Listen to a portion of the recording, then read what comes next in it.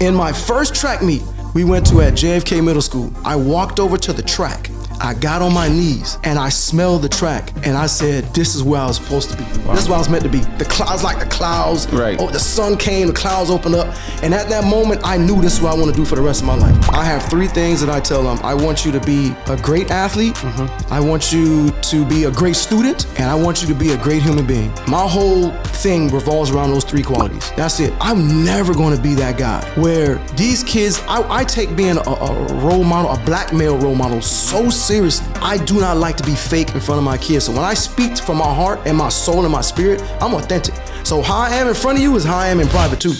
Coach Knowles, a graduate of the University of Mississippi and the head coach at North Miami Senior High School, isn't just building champions on the track.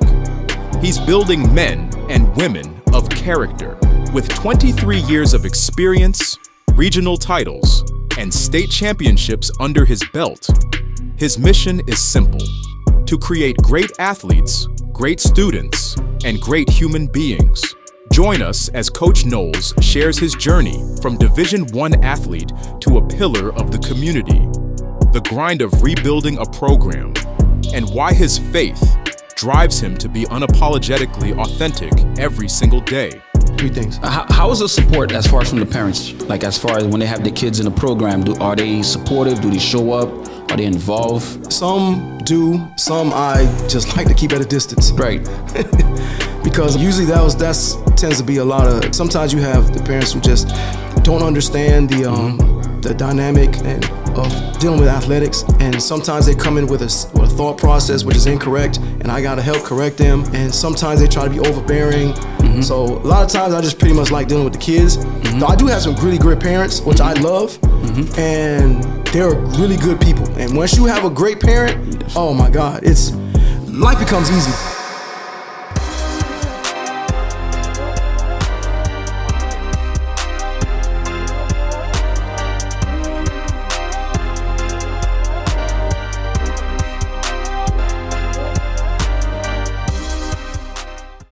Welcome back to another episode of Jules Legacy Enterprise. We have a segment on our platform that covers the life and journey of North Miami Senior High School pioneers by bridging the past and the present to inspire the future. Behind every name, there is a story. Rico Knowles, who is the head coach at the North Miami Senior High School track and field. He has 23 years of experience in coaching and teaching. Not only he brought regional, district, and also state championship to the high school, he is also a graduate of University of Mississippi. Someone who openly share his faith and unapologetic about Jesus Christ. Today we are here in the studio with him. We have a lot to unpack. Coach, welcome. What's going on, man? Coach, if someone just met you, what is one thing that they would say or you would want them to know about you? I always like to say I'm passionately pursuing perfection. Obviously you can't obtain perfection, but there's always you're never going to be able to catch that. Of course. But I am obsessed with trying to be better today than I was yesterday. Obviously, I'm very serious about my belief and my faith. And I live life, my purpose is to serve my kids. Right. So that's my goal, is to try and help these kids become successful. That's pretty much it. Coach, how did you get into coaching? After I graduated from Ole Miss University, University of Mississippi. So I actually didn't know what I wanted to do. I guess I came back to graduate. After I came home, I pretty much got a job being a security guard and trying to find a job. And then I got into personal training, and I realized, that's not for me, because I have a degree in exercise physiology. Right. And the thing is that when you go into, like, I was working at Bally's Total Fitness when I was around. Right. And I remember Bally's. Yeah. Working at personal training, and I realized, well, everybody's getting paid the same. Okay. Even though I had a higher degree than everybody else, everybody was just regular trainers. You can get a certificate. I said, no, I don't want to be here. And I realized it's nothing but sales driven. So then I left there, moved became an exercise, went and get all the certifications, became an exercise physiologist, and worked at a facility around the corner in Aventura, working with much higher level clients, and at a spa in the facility where you work with those people who live in that complex. But then I got bored of that. Wow. because it was not fast paced. I got a type A personality, and so I got bored of that. And then I realized I felt like it was empty, something empty inside my life. I was like, man, I was changing people's lives. People come to me for rehab, and I'm helping them, and they're like, these people are hugging me. Oh my God, you changed my mother's life. She couldn't be able to walk, and now you got her walking again and her life back. And I'm like, okay, I was fine. I was happy, but then I felt like something was missing because I was living in Carol City with my mother's house trying to help her pay for the home because she was there by herself. So I said, I'm gonna just stay with her and help her pay. And then I'm leaving from Carol City, where I was born and raised, going into Aventura, seeing all this wealth. Wow. Driving past my own people. And I realized, man, I feel empty, man. Like, I went to school, obtained all this knowledge, and every time somebody grew up in this environment, they leave. Right. And they give it to another group of people. Right. And I said, no, I want to be able to go back into my own type of neighborhood and give back. So I said, what can I do? I said, I found out I missed track. So I said, I went to my high school coach at American, and I said, what do I got to do to get back into school or the coach? And he told me, well, you want to try to be inside the building, and if you want to, I said, yeah, the hours are better. Of course. Because in my last job, I was working holidays, weekends, night, because I was over the facility as well. I was director, so I'm opening up the facility. So I said, no, teaching hours is way better. Right. So I had to go back to school because I had no education credits or classes. All I had was science courses. So I had to go back. I went to FIU, took classes teach you how to teach, basically. And now I was able to get in, but I couldn't be able to get into American. So I was able to get into JFK middle school, which I enjoyed. I had one of the best 3 years. Of course. I loved it there.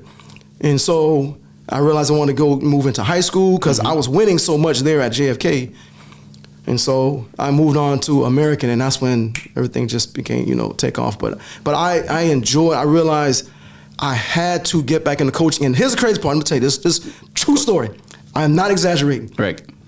In my first track meet, we went to at JFK Middle School. We got to the track. And this is at the point I'm still kind of like, I think I know this is what I want to do. I kind of know. My kids set up the tent. I said, y'all wait right here. I walked over to the track.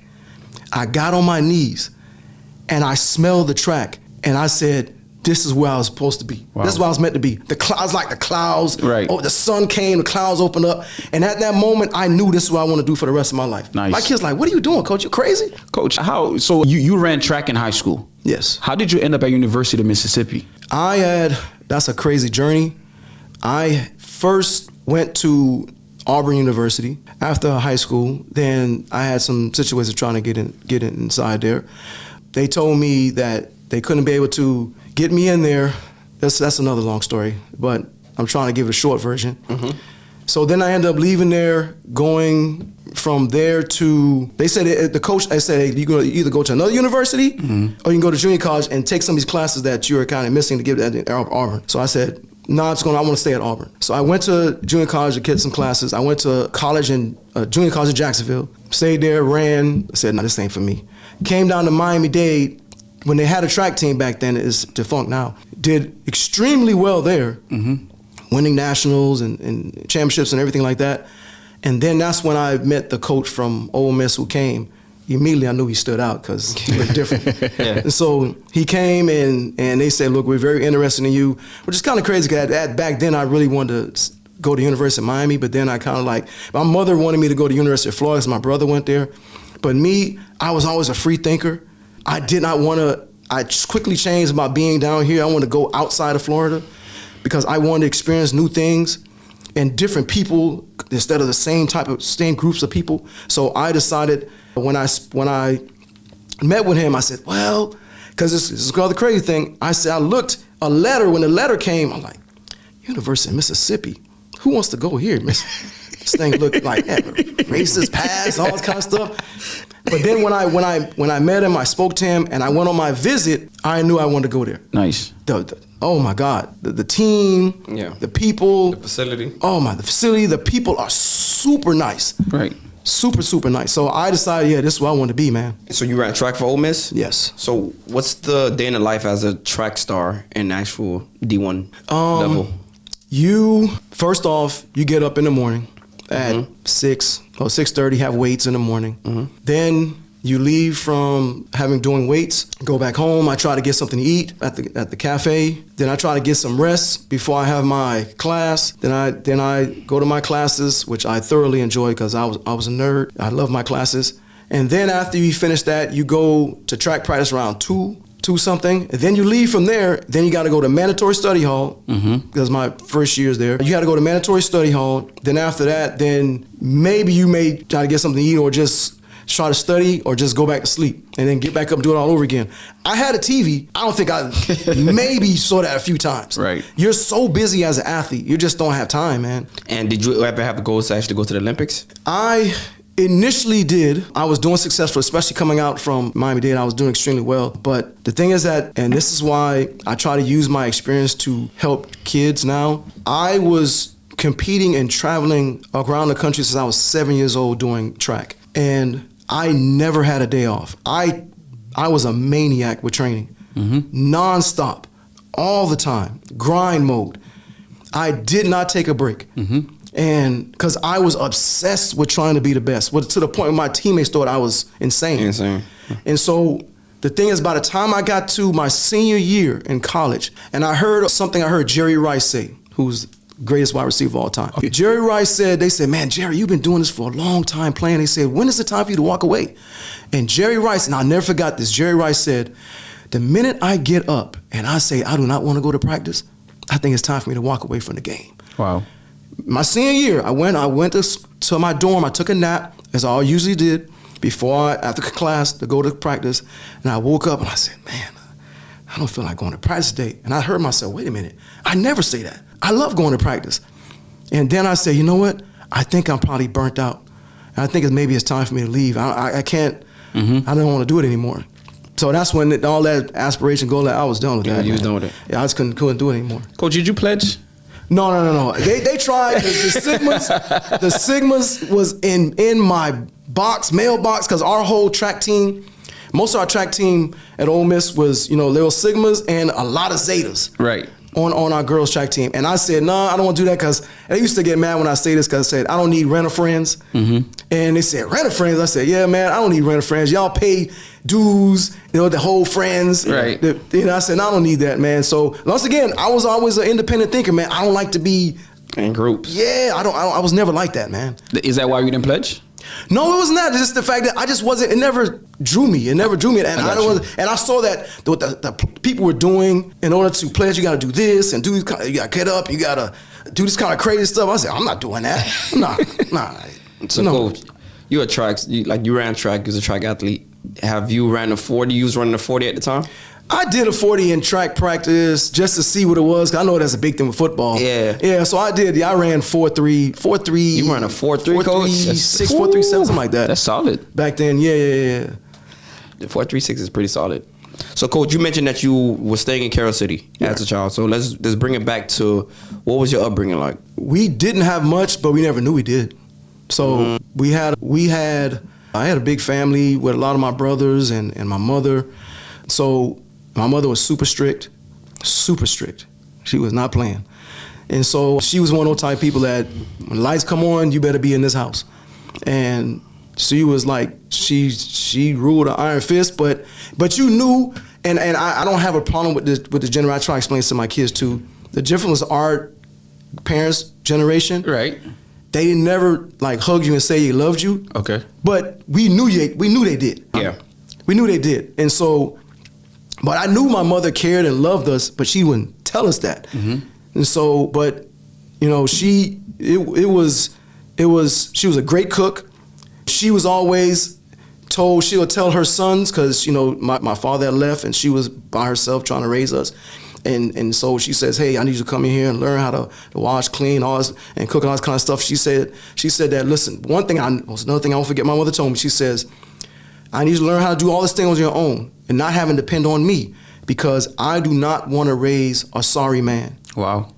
So if someone wants to leave you, or a wife, whatever it is, you know how to take care of your own self.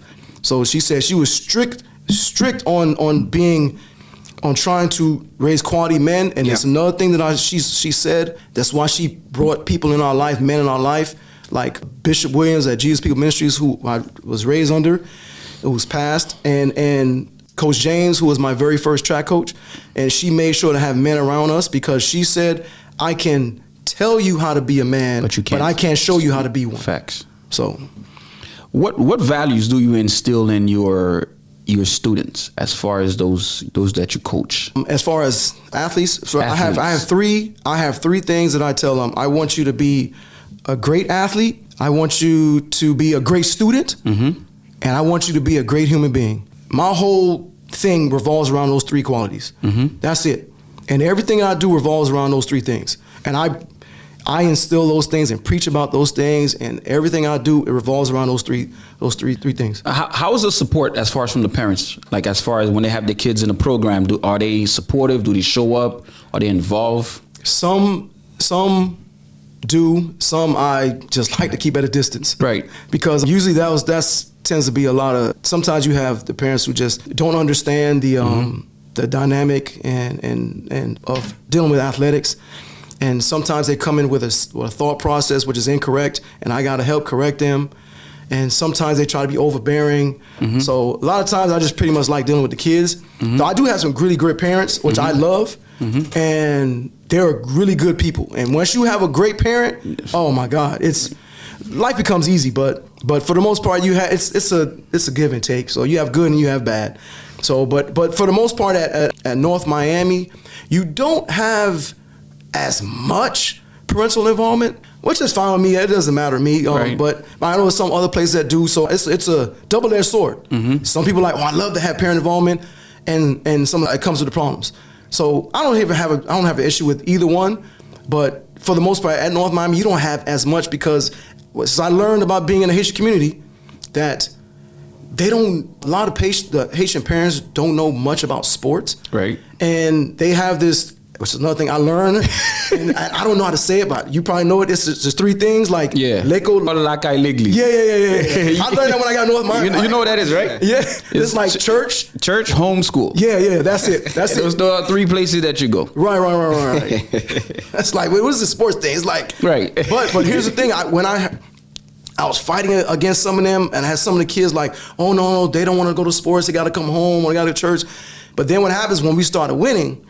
And I started bringing those trophies home. Of course. The parents lost their mind. Oh my God. Yeah. Oh yeah, you go to practice. They want to go show off their family members, the trophies and stuff like that. And after that, I didn't have a problem. Right. Yeah. So Coach, you won state, correct? Could you take us through that year when you won state? When? For some of my kids or me individually? No, for your kids. Oh, for my kids? Well, my 4x1 relay had won state. I had some other kids won state. I had plenty of kids run state. So, but my very first, I didn't have one as a team. I got second as a team. Yeah. But my very first, when I got to high school, my very first state champion, I remember was Willie Bromell, was a high jumper for as American. And I said, man, I finally crossed that barrier because I was winning in middle school. But then I said, I got to be able to achieve it when I get to high school. And when I got that, it was like, okay, now we're off to the races. Right. And then, we moved on from there, have other state champions from that point on. And even at North Miami. Coach, what makes a student or an athlete coachable? Because the reason why I'm asking, because a lot of kids come with the talent, or they come with the egos, or they come with the talent, but they're not going to listen because they think they're already that great already, right? So in your mind, I know you've seen it all. Right. But what makes that child? You could see, like, do you ever at some point you look at the child and like, yo, that kid is going to be great? What makes that student or that child coachable? Some of the best athletes that I've had, who I kind of knew they were going to turn out great, is the fact that they had an insatiable desire to want to be good in all areas of their life. Because I tell people, it's not just about athletics, and my kids know I am an education person, right? Academic driven, and so you can't just be, if you want to be great, you can't be good at one thing. You got to be great in all things. So you want to be better academically, how you treat your parents, and so on and so forth. And when I got those kids that like, Coach, what do I need to be better? And I explain this and I tell them, and I send videos of corrections of things they need to fix. They go home and they're watching it and they say, yeah, I see what you're saying. And they give me notes. that what they're telling me, and I'm going back and forth with them, and they have this driven desire to not settle, and to want to be better every single day. And if your energy match my energy, it motivates me.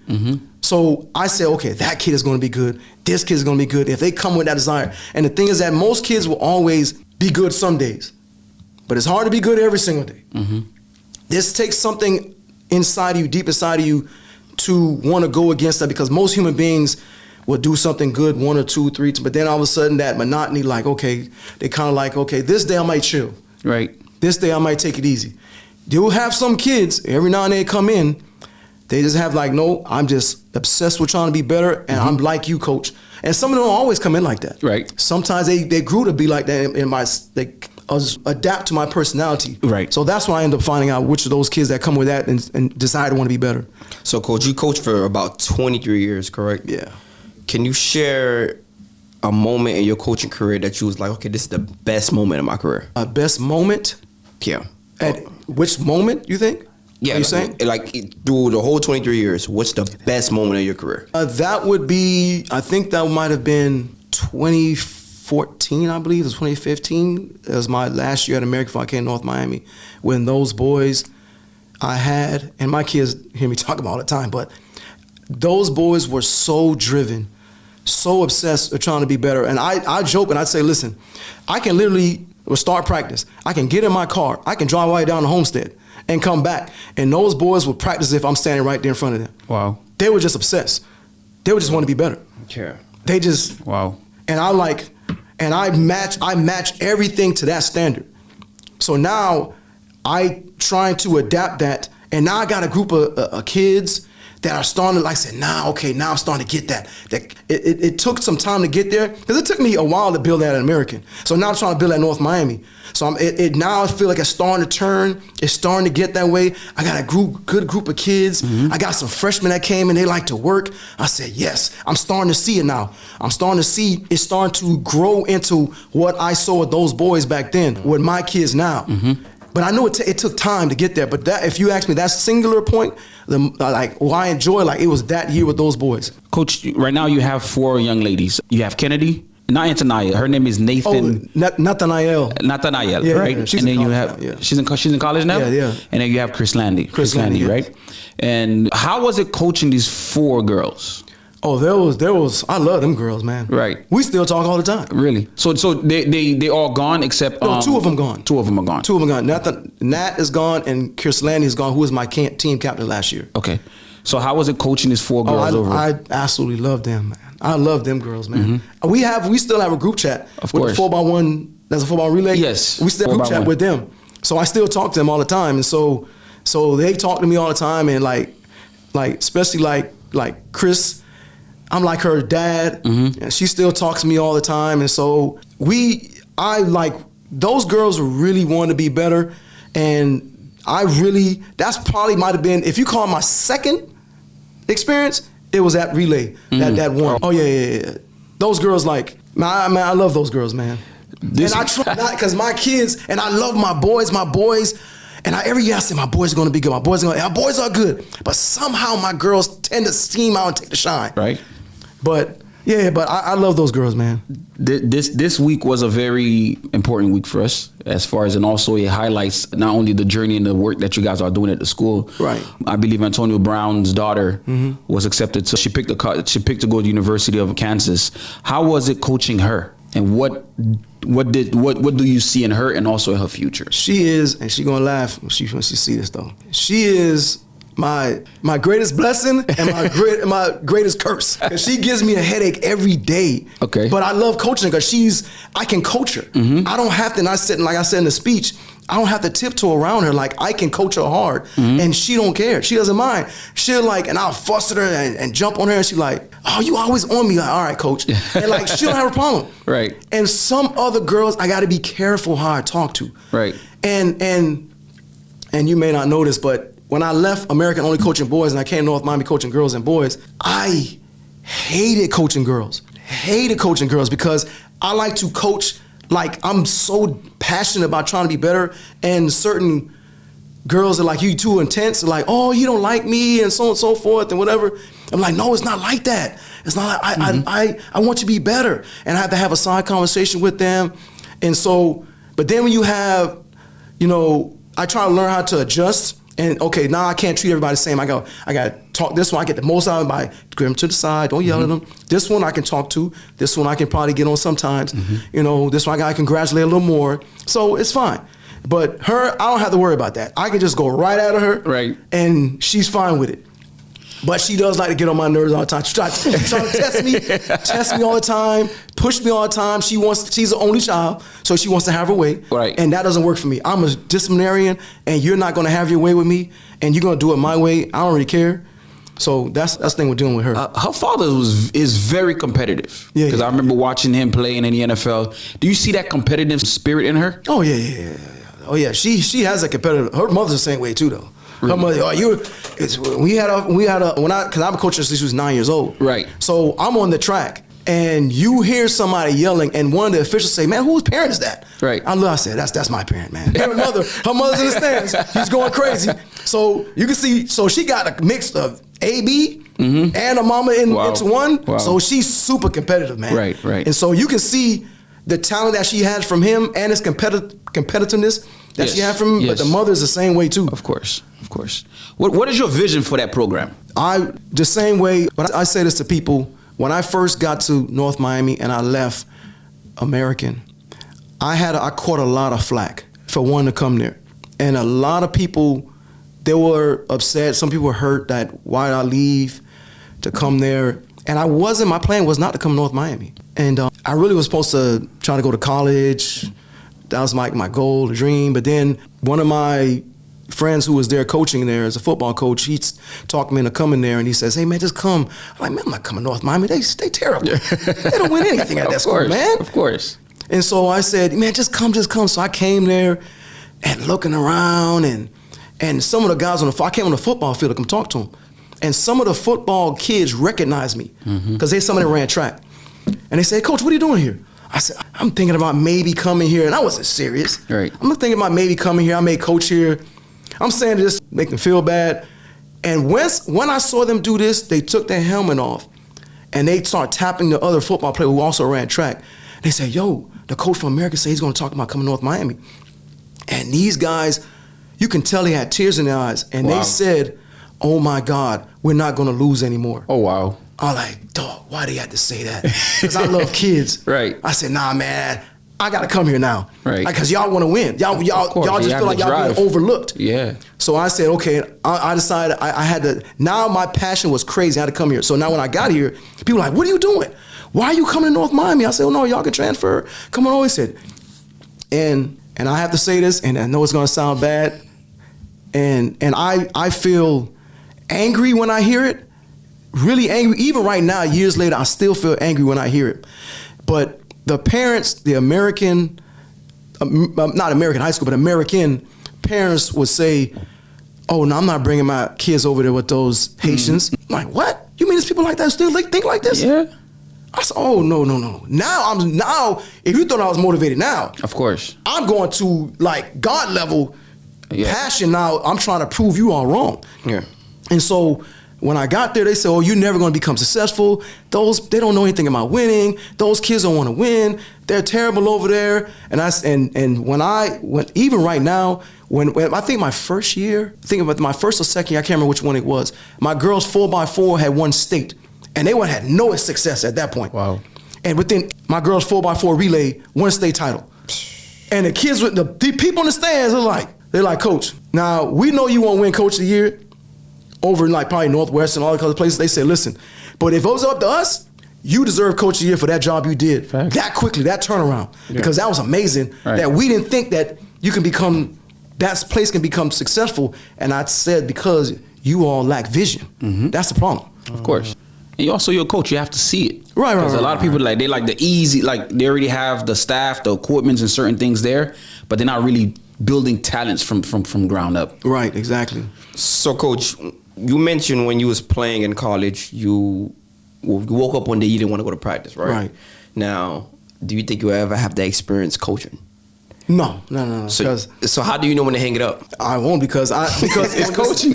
No, it's coaching because the thing is that And I say this all the time. Most people go through life not knowing why God created them and put them on this earth to do.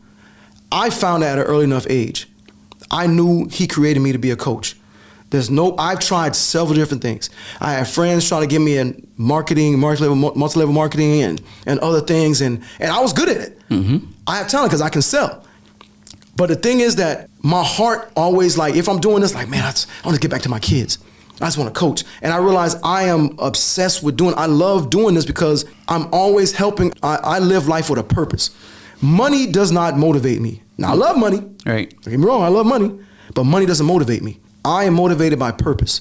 And once I see these kids achieve their goals, their dreams, their aspirations, that thing is like jet fuel for me. And so I am super motivated to want to help them. And I know every day I get up, and at the end of the season, I get a little tired.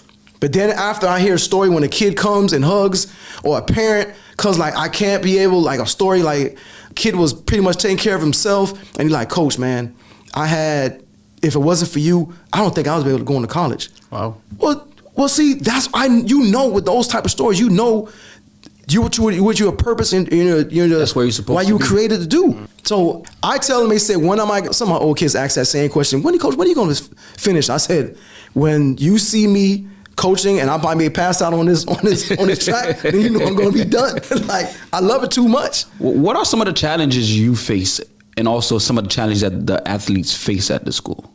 At the school? Well, the challenge I'm facing right now, I need my track done. And I've been fighting for this for like 7-8 years, man, trying to get my track done. And they told me last year we possibly may do it. I went to the city of North Miami.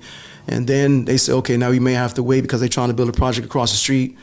And I'm like, listen, man, I'm telling you right now, I got some motivated parents and I got some people that are going to come inside that place and they are going to write some emails and they are serious, man. And for me to be doing this job with the people of the community, I need to have that. That track is in bad shape, really bad shape. And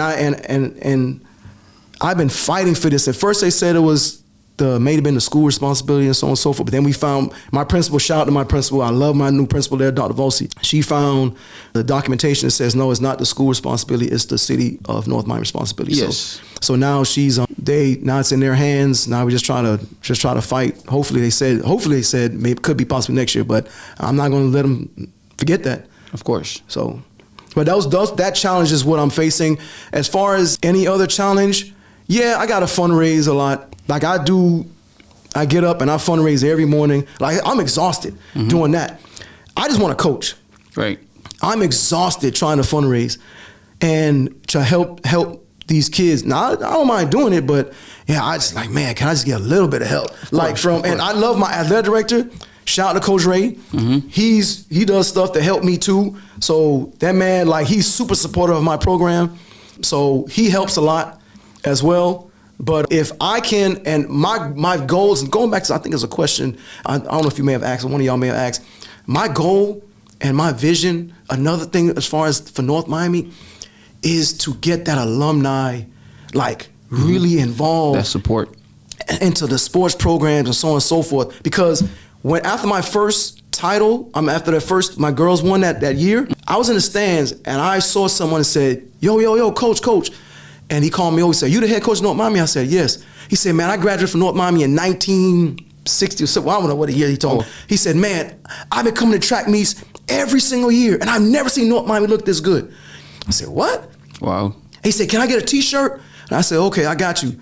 We go the next year, we do well. I go to a restaurant in Jacksonville. The guy says, hey, man, I heard about how well y'all are doing in North Miami. He said, hey, I graduated, some white guy. He said, I graduated from North Miami in whatever, I can't remember the year. He told me. He said, look, I own this restaurant.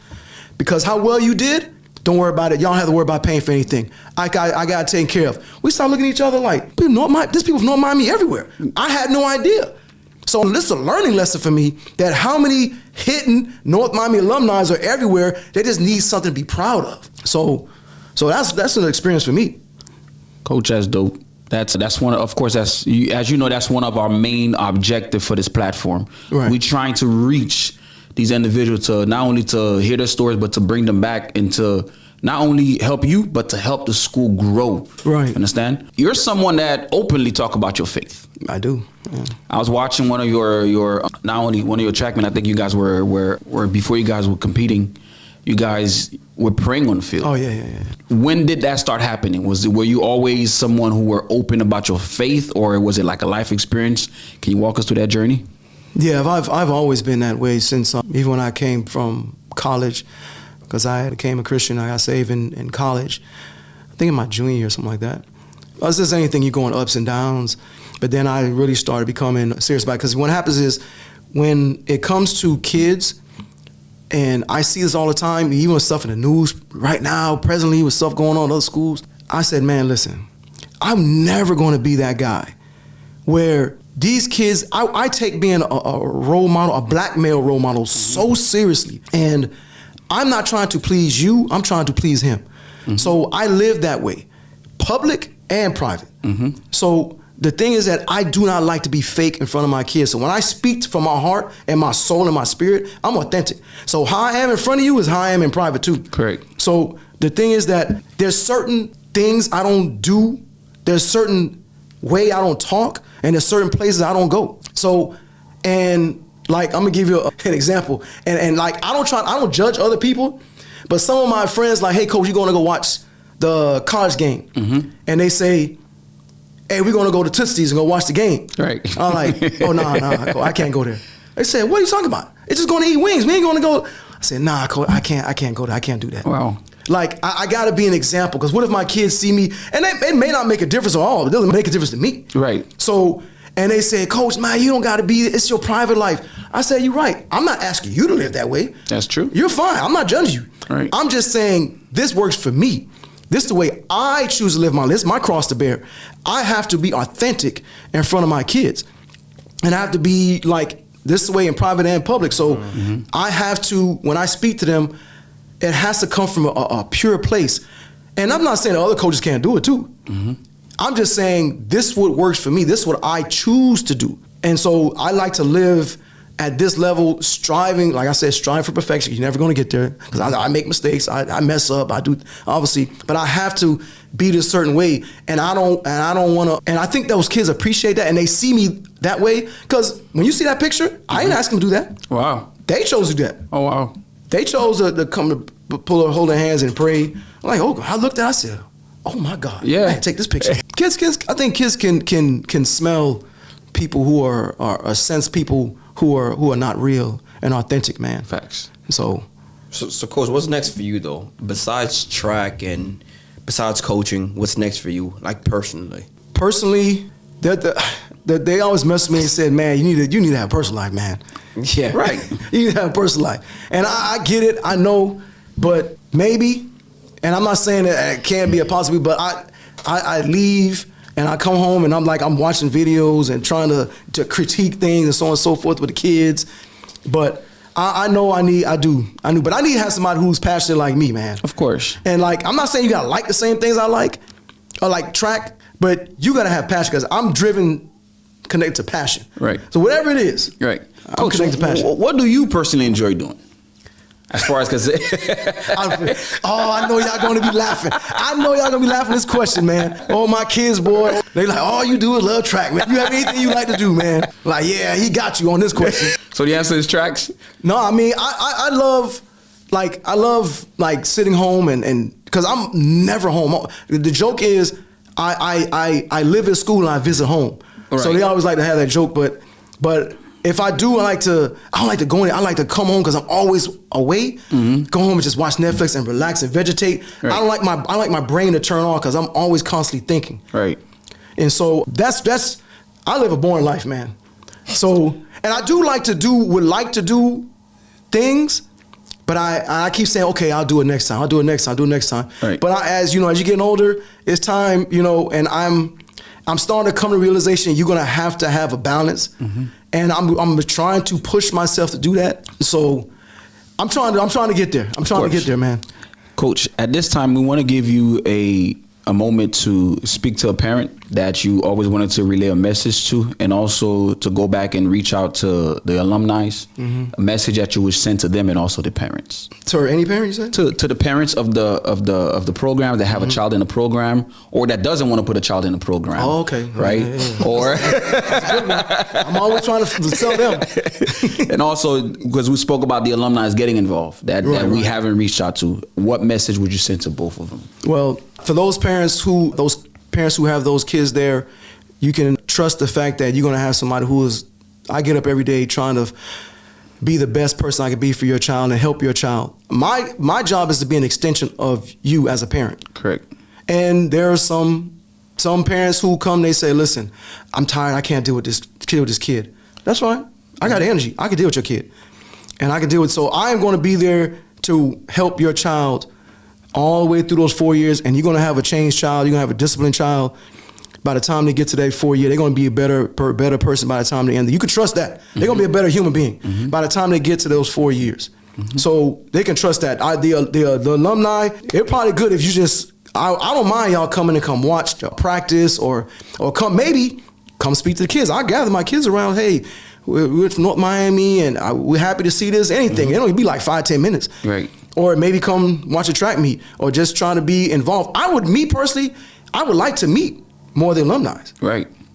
I don't know who they are. I'm trying to see, I'm meeting them bits and pieces here and there. Of course. I would like to know because I am totally invested inside the school. Yes. Like as if I went to school here. Right. Like I want to meet who are these people. And I'm motivated to want to meet them. So that's that as far as the alumni. And I appreciate y'all can help put the pressure on the city of North Miami too about my track. And so I will be reaching out to some of y'all to help me with that. And for those people who have yet to decide, you must understand that not everybody has a vision to want to get those kids better or a blueprint. I've had some kids, let me give an example. I had some kids who transferred in there. And they said, Coach, I've never seen a more organized program. Wow. Organized coach.